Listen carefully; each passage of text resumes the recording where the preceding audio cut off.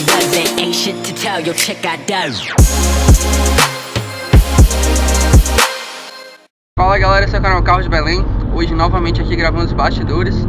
E nós estamos indo lá no Portal da Amazônia para fazer uma fotografia da galera da GM Clube.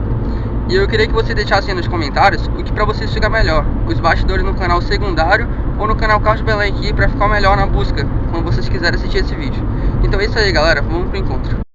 Vou sair no rasante, mas nem sei pra onde ir. Odeio dirigir a não ser o meu jet ski. Assento tudo verdinho, esqueço a popularidade. Foda-se os paparazzi, só quero mais viagem. Me sinto atrás das grades, dentro da grande cidade. Não existe privacidade, não existe só liberdade, só busco felicidade. E aí, meu chefe? E aí? Como é que você tá? Tranquilo, pessoal? Boa noite. Boa noite. Vocês estavam olhando o WhatsApp? Eu falei que ia chegar gravando. Ué, e aí, pai? Todo mundo aqui, mano da GM. E aí, chefe? Beleza? E aí, meu chefe? É o Gaga. E aí, meu chefe? Como tá, meu chefe? E aí, meu chefe? Tranquilo? E aí, tudo bom?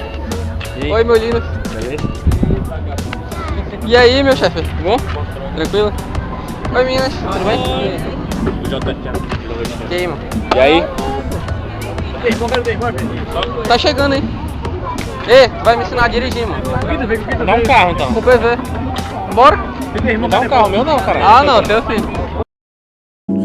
Sempre me esforço, mas gosto do que eu gosto. Pego por toda a noite, fumaça pro alto eu sopro. Na mão tá o copo e o braço direito é o parceiro. Põe o uísque no meu gelo e sei que não é interesseiro.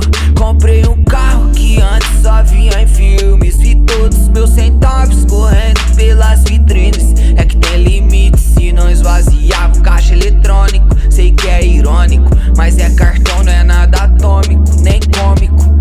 Já cansei de contar dinheiro a noite inteira. Engraçado é que não preciso aposentar por canseira. É de Rolls Royce que vou sair pra arrasantar.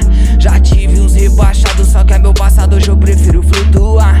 Vamos brindar o que Deus nos permitiu conquistar, e também pelo que Ele já mandou reservar. Com dinheiro eu esqueço os problemas, na minha mente ninguém põe algema. Tô mais vivo que minha vida inteira. E agora tu me vê na rua, vem falar que é nóis. Controla a loucura, tu nem tem postura. Até ontem falou mal do Cross. Tem que ser leal pra tá com nós, ainda tem muita coisa que eu não fiz. Por exemplo, ter alegrado quem quis me ver infeliz.